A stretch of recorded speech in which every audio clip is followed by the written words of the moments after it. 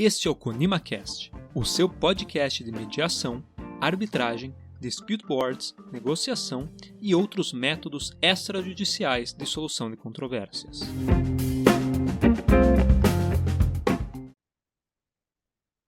Sejam todos bem-vindos ao ConimaCast.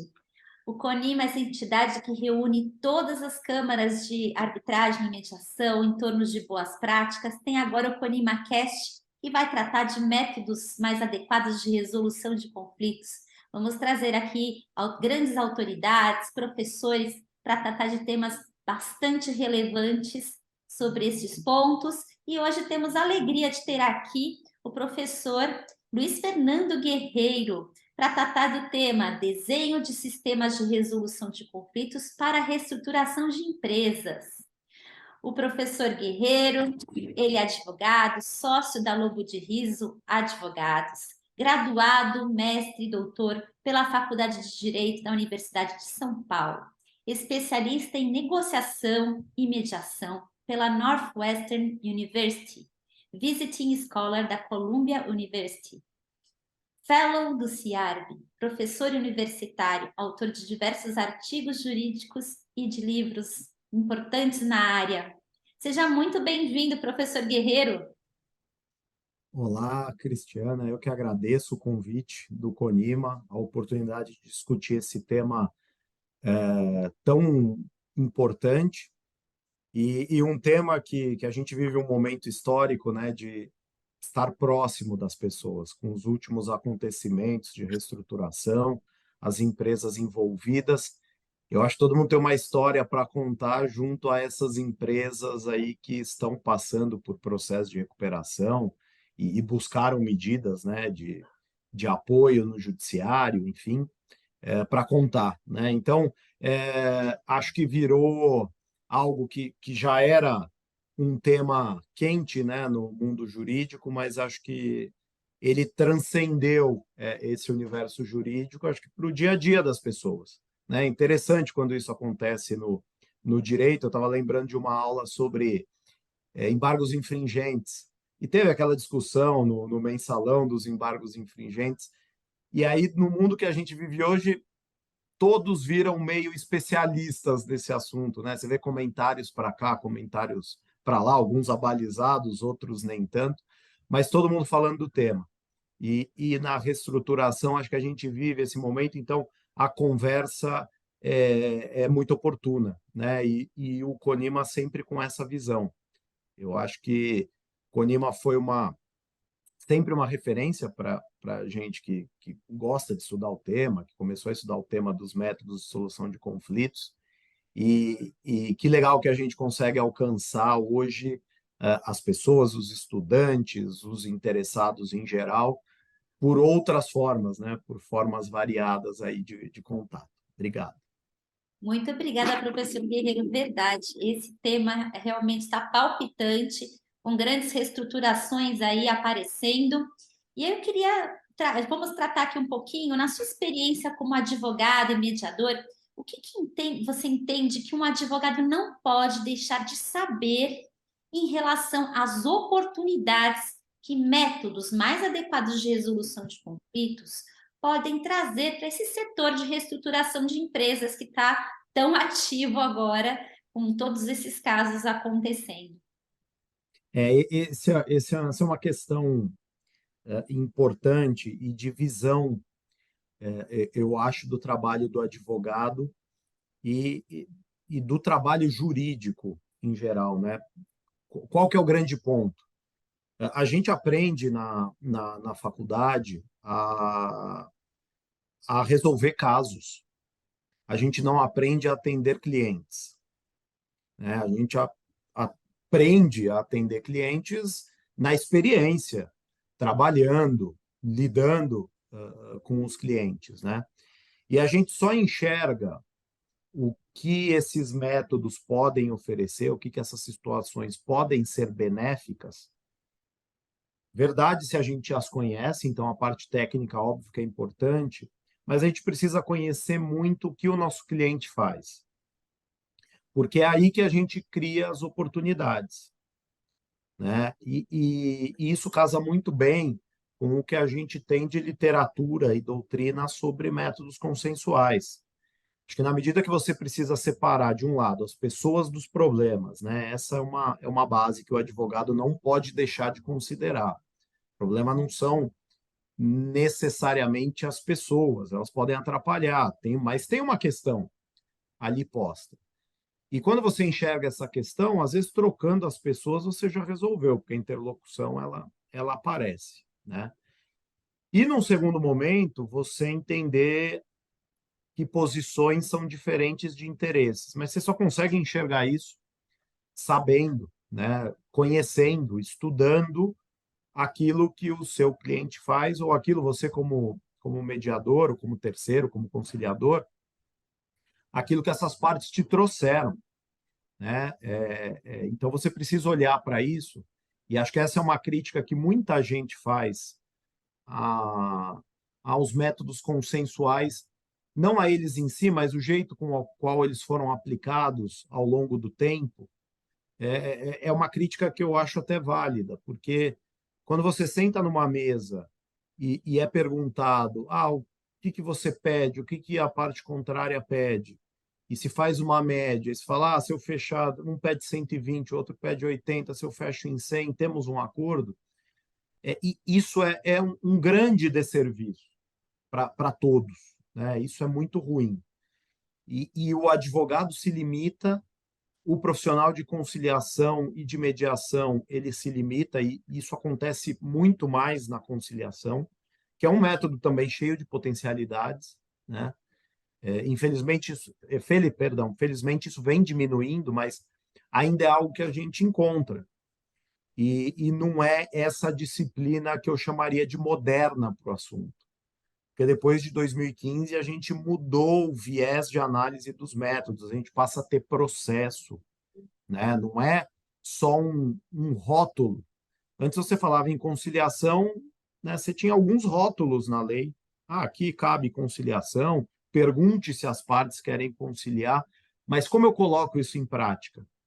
Era empírico, cada um fazia meio, né, de acordo com a sua experiência. E aí a gente tinha aquele conciliador, aquela conciliadora mais técnico, que analisava, tinha aquele que buscava, que era o meio torcedor, né, que buscava só incentivar as partes.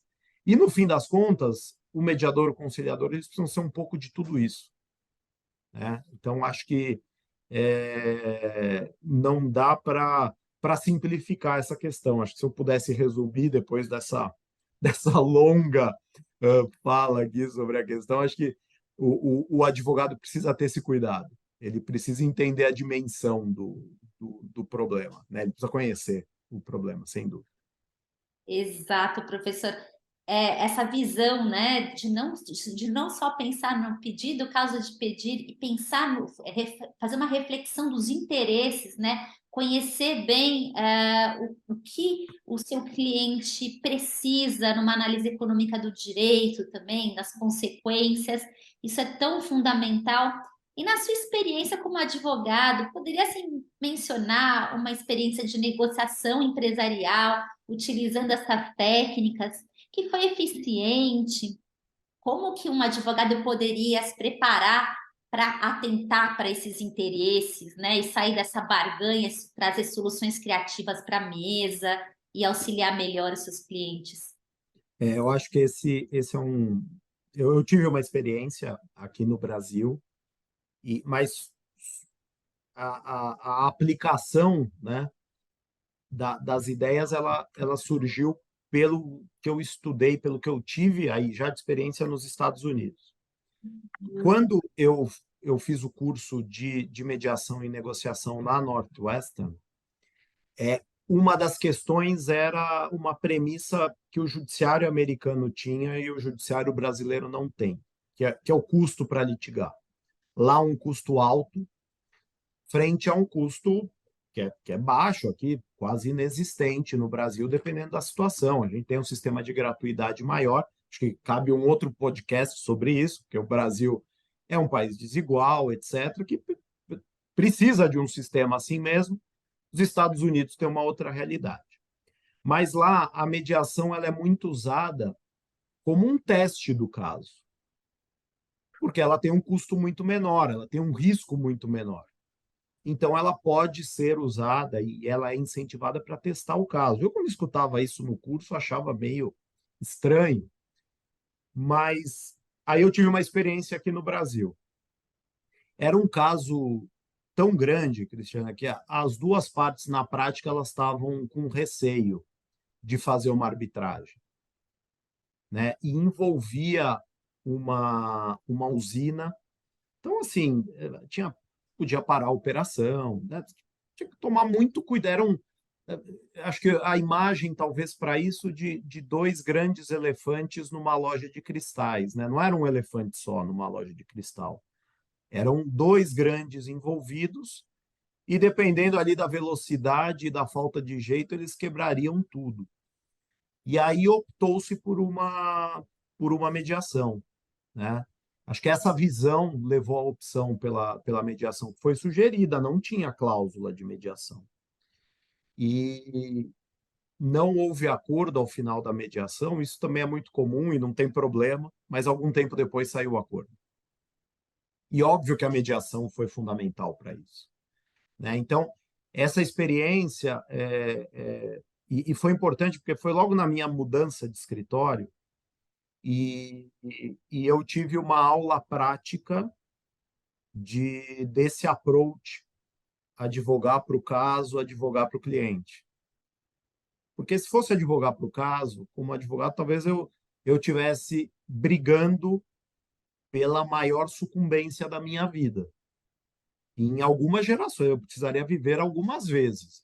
Era um caso realmente, realmente grande. Mas não era isso que interessava, né? Não era isso. E acho que esse é um outro problema também que os advogados precisam.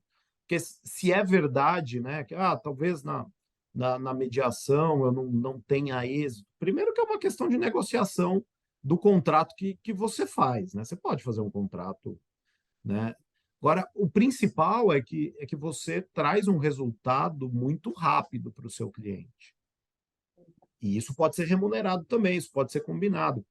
Você vê algumas disputas judiciais que passam por algumas gerações dentro do mesmo escritório, não é? Enfim, o escritório muda e a pessoa de contato ali leva por alguns momentos e a questão judicial vai embora, ela fica às vezes de herança, né? Essa sucumbência fica de herança. Então, uma forma, com certeza é uma forma de lidar diferente com os problemas, né? Até de cobrança dos profissionais, né? Como é que eles lidam com essa situação? De outro lado, os clientes também olham, você resolveu muito rápido, eu não vou te pagar tudo isso. Também envolve essa questão cultural. Mas quanto valeu isso para você, né? Qual foi o benefício econômico nisso tudo versus o tempo? O que você não investiu nessa briga? O tempo dos seus profissionais internos que deixariam a atividade produtiva, lucrativa da empresa para se dedicar ao caso. Porque muitas vezes gente da área técnica tem que parar o que está fazendo para juntar documento, para juntar evidências, né? Então, isso também tem um custo que às vezes não é computado, né? Ele é simplificado porque o ovo de Colombo foi posto em pé, já foi posto em pé, né? Então, acho que a gente vive muito um momento desse tipo, né? De mostrar qual é a potencialidade disso para as empresas. Exatamente, né? É bem interessante e como é importante também os advogados pensarem nisso na hora da contratação dos seus honorários também, né? Como você bem destacou, você resolvendo mais rápido a questão para o seu cliente traz benefícios, né? E é importante também a gente mencionar que o Código de Ética da OAB menciona que não pode ter redução de honorários por utilização de métodos mais adequados de resolução de conflitos e que isso precisa ser incentivado pelos nossos advogados também, né? E também há estudos bem interessantes que para você ingressar como arbitragem você tem que ter, pensando economicamente, quase que 70% de chance de ter um êxito nessa arbitragem, porque os honorários e os custos de uma arbitragem são muito grandes, né? Eles são antecipados, então esse estudo é muito relevante, é feito pelos advogados. Muito interessante essa sua experiência que você trouxe sobre essa negociação. E eu queria saber também, você mencionou aqui que houve uma mediação, né? Uma negociação como essa, né? Como que você utilizou o papel do mediador? Qual foi a importância de um mediador imparcial, independente, numa negociação como essa? Que oportunidades que o mediador traz nesses momentos? O mediador, nesse caso, a escolha foi interessante, né? Foi uma sabatina com. Foram 21 profissionais, advogados, advogadas, ministros, enfim, aposentados, óbvio, né?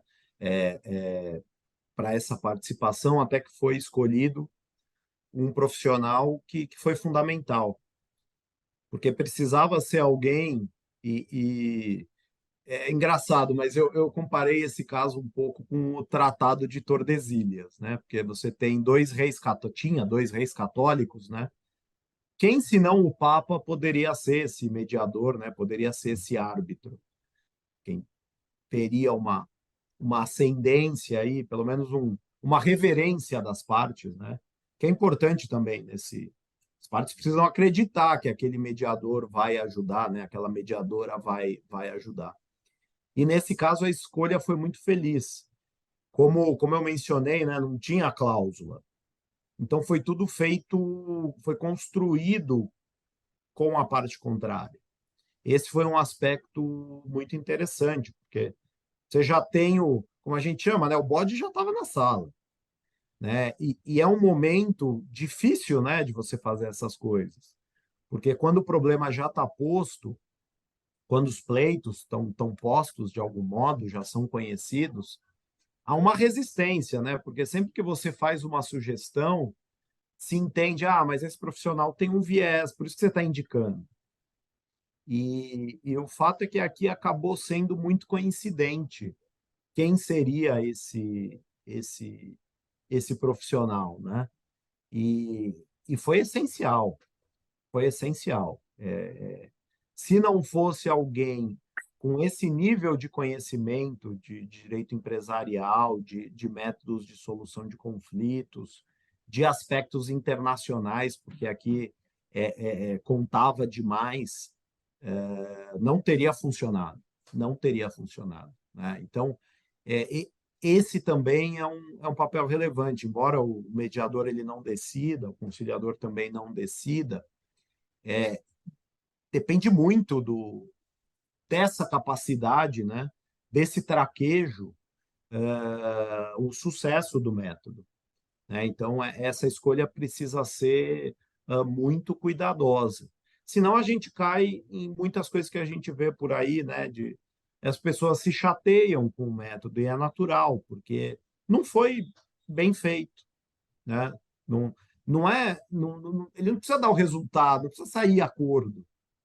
Mas acho que na medida que ou você restabelece um trilho de comunicação, ou que você permite que as partes, por elas, né, façam essa conversa, e está tudo bem, né? O mediador ele não é protagonista disso e não deve ser, né? Acho que esse também é um outro aspecto que às vezes os advogados esquecem. Eles acham que não, vou lá com um condutor dessa história. Não, o condutor são eles, são as partes, né? Às vezes a gente precisa lembrar os advogados disso também.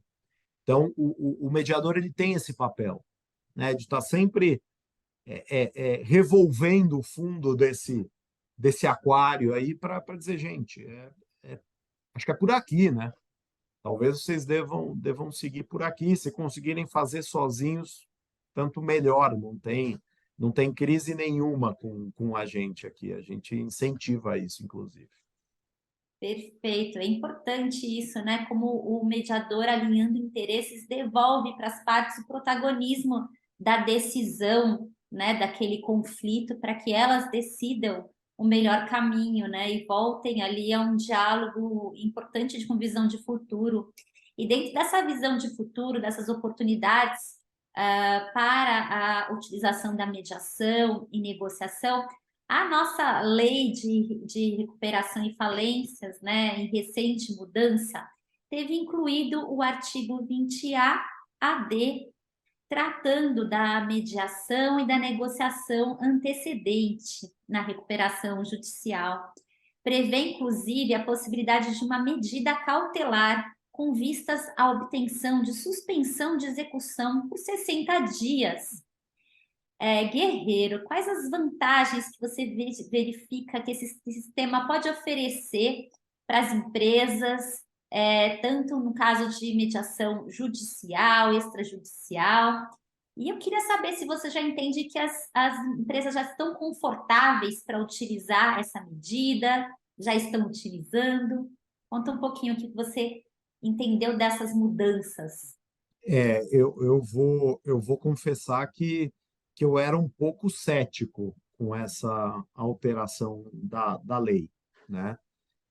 Mas eu já mudei nem mudei de opinião, perdi o ceticismo. Eu acho que funciona e funciona bem, né? Eu acho que é uma medida que alivia a pressão, né, nesse momento complicado de negociação, né? Eu acho que há um alívio para todos, há uma mensagem muito positiva, né?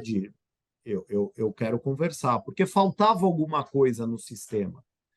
O sistema ele muda de algo puramente processual, né? Na concordata, falência, pré 11.101, para algo que dizia, olha, aqui vale a negociação entre devedor e credores.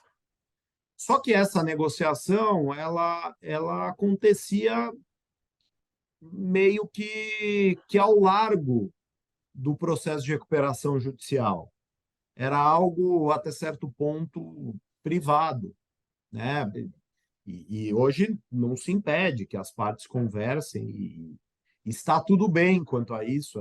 Esse tipo de negociação também ele é válido e ele não é excluído pela mediação antecedente, por essa cautelar, né? Às vezes se soma e tudo isso é bastante relevante. Mas a alteração ela permite, por exemplo, que a empresa organize grupo de credores para alguma essencialidade, né, que ela apresente. Isso também é muito interessante e eu acho que não pega ninguém de surpresa, né? Esse acho que é um aspecto que, para confiança e crédito, não vem de credere à toa, né? É a crença, a confiança que move a atividade econômica desde que a espécie humana começou a se organizar em grupos, né? O best-seller Sapiens ele fala disso, né? Uma espécie mediana, porque o ser humano ele é mediano ali, se comparar com outras espécies, né? Não tem mais força que um gorila, né? Tem a inteligência, a capacidade de associação. E a partir do momento que a gente passou a olhar para isso, organização em sociedade, sistema de crédito, depende só da confiança.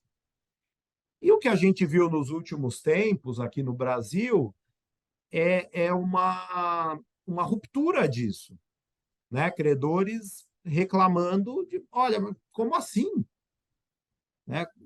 Como a gente chegou nessa situação hoje e num sistema muito baseado em confiança, né? E é bom que seja assim, só que infelizmente quando a gente tem algumas situações, a gente rompe esse equilíbrio e aí passa para algo radicalmente contrário, que é um fechamento de torneira de crédito, e é natural. Não tem outra opção, né? O mercado ele se retrai, ele se assusta porque essa prática reiterada ela foi colocada colocado em xeque por uma situação, né? Por uma circunstância. Então, esse dispositivo da lei, ele me parece ter esse dado. É aquela levantada de mão, né? Numa atividade esportiva, num jogo de futebol, falar, tô cansando, tá faltando combustível aqui, né? O que a gente pode fazer? E essa medida, eu acho que ela é interessante. O que eu tenho visto é que essa medida, que ela tem um quê convocatório, né, na lei de recuperação. Claro que ninguém é obrigado a participar do método e muito menos a fazer acordo, mas pelo menos a comparecer, né, a entender o que está acontecendo.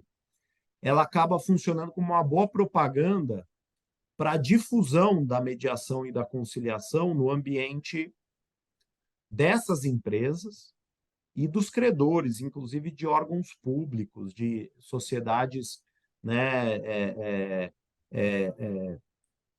mistas, enfim, que tem participação do próprio governo federal, os estaduais, municipais, né? Eu acho que isso é muito importante. Eu acho que a lei, de um modo muito feliz e com uma iniciativa também muito forte de diversas entidades, ela ela foi uma alteração que melhorou o ambiente, melhorou esse relacionamento, né? E nem sempre a gente vê isso no Brasil. Então, acho que é digno de nota quando a gente vê, né? É algo feliz, é algo para ser comemorado. É verdade. E é interessante que nessa disposição do 20A ao 20D, né, tenha as garantias do 20C, né? Que a empresa que participar da mediação e tiver aquele acordo homologado, né? Se a empresa entrar com recuperação, aquele crédito pode voltar ao status quo ante, né? E essa garantia, muitas vezes, também por ser uma negociação que ela antecede uma reestruturação propriamente dita, ela tem alguns benefícios que não aqueles que seriam numa reestruturação, né? E trazendo maior criatividade para além da questão de barganha, haircut, prazo, carência, enfim, né? É uma solução que tem se trazido muita criatividade e participação também das pessoas, como você colocou, até da administração pública, órgãos reguladores, tem sido bastante interessante. Muito bacana essas ponderações suas, professor Guerreiro. E com relação também, né, dentro desse desenho de resolução de disputas, né, à disposição das empresas, né, tem também um outro método, né, que é a arbitragem, que é essa justiça privada, né, especializada, em que através de um contrato se delega a jurisdição a árbitros que vão dizer o direito, né, vão julgar completamente diferente da mediação, né, não se confunde que a mediação ela é consensual, com mediador imparcial e independente. Já na arbitragem tem julgamento, e aquele julgamento é uma sentença que não tem recurso, né? Na sua opinião, como advogado, quando você recomendaria a arbitragem para uma questão de reestruturação de empresas? Onde cabe? Onde pode trazer eficiência e celeridade, na sua opinião? Eu acho que para reestruturação, em qualquer circunstância, para verificações do descumprimento de medidas que foram acordadas com um credor ou com um grupo de credores. Eu acho que isso é talvez a essência do que a gente tenha de objeto, né, da arbitragem, direito patrimonial disponível e partes com capacidade de contratar. Acho que isso é um dado e é algo essencial, né, da arbitragem e do regime de reestruturação. Eu acho que isso anda muito junto. Porque reestruturação envolve venda de ativos, envolve uma série de medidas que representam um processo que pode, em várias circunstâncias, dar ensejo a disputas, a interpretações. Já quando a gente parte para recuperações, especialmente a recuperação judicial, eu acho muito difícil encaixar a arbitragem. Não está aqui em discussão a empresa em recuperação fazer uma arbitragem com um terceiro. Essa é e é o que a gente tem visto muito. Está rolando uma arbitragem, a empresa entra em recuperação e tenta circunscrever aquele crédito de algum modo. E normalmente isso não é bem sucedido, porque, enfim, não é uma dívida líquida, né? A empresa tenta criar um ambiente por conta de vencimentos antecipados, garantias cruzadas. Então, a gente vê isso, se tenta criar uma realidade que na prática ela não existe. Esse é um ponto. Agora, dentro de questões da recuperação, me parece que a arbitragem seria muito ineficiente. Para além da discussão do quais são os limites, o que é exclusivo do juiz, e muita coisa é exclusiva do juiz, eu acho que não há um encaixe. Até se decidir na arbitragem, né, em um processo grande de arbitragem, demora seus 2, 3 anos mesmo, não é resolvido antes disso. As recuperações elas têm um ciclo mais curto. Então, acho que não faz não faz sentido, né? Mas na reestruturação faz muito. A gente falou, né, na questão anterior sobre essa possibilidade do retorno das dívidas para o status quo original. A arbitragem pode ter um papel interessante nisso, né, da definição do cumprimento dessas obrigações via arbitragem, que está num cenário que a devedora não precisou pedir recuperação. Pode funcionar muito bem em algo que a gente vê, pelo menos eu tenho visto um pouco mais, que é a recuperação extrajudicial. Nessa eu acho que a arbitragem tem um papel muito maior do que na recuperação judicial. Então, pode-se pensar em alguma coisa nesse sentido. E acho que tem um dosador muito interessante, até eu escrevi um artigo sobre isso com o meu amigo Gabriel Bragança.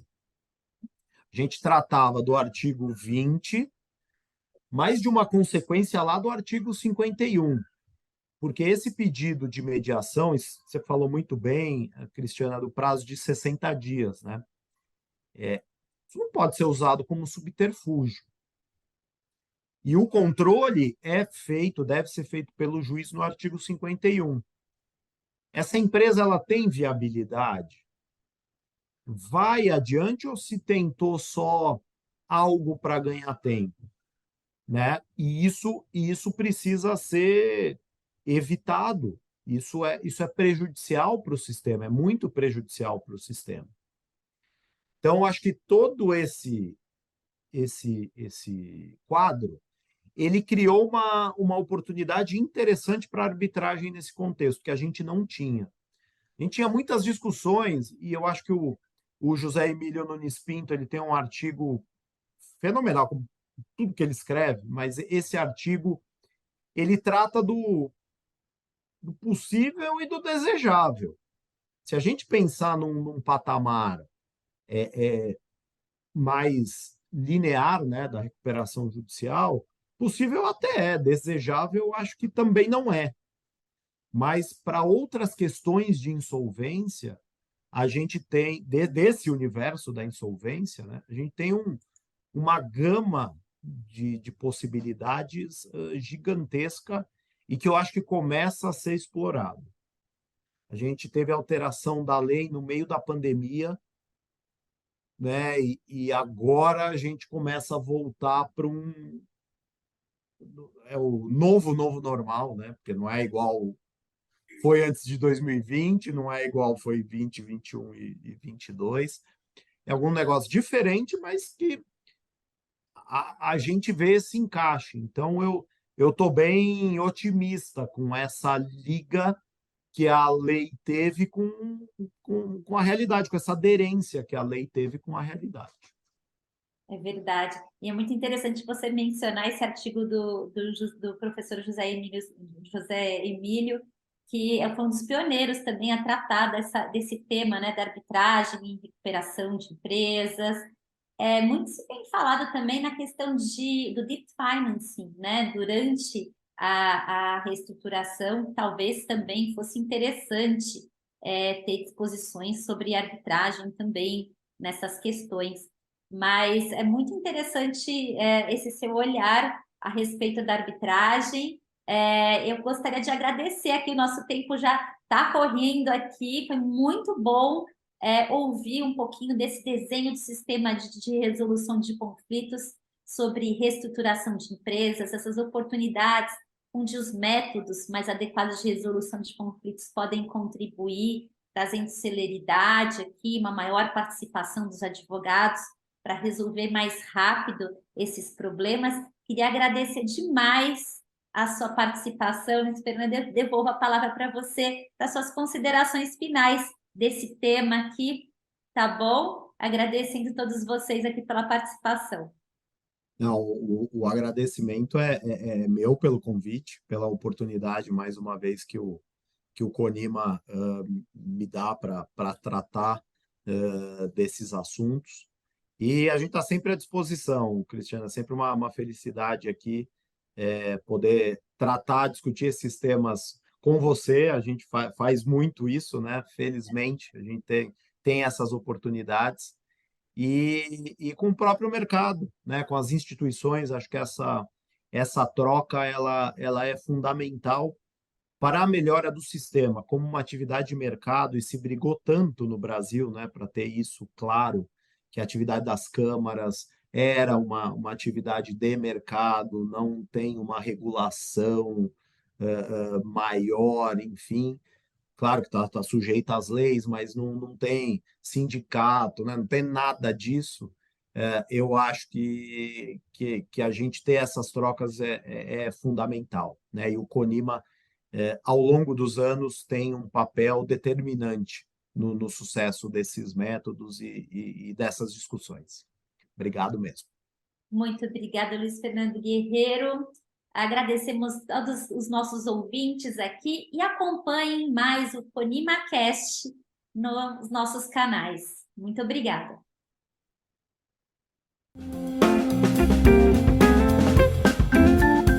E este foi mais um CONIMAcast, uma iniciativa do Conselho Nacional das Instituições de Mediação e Arbitragem. Entre em contato através das nossas redes sociais, Instagram, Facebook, LinkedIn e YouTube, ou mesmo através do WhatsApp, disponível no site do CONIMA, www.conima.org.br. Nos encontramos no próximo episódio.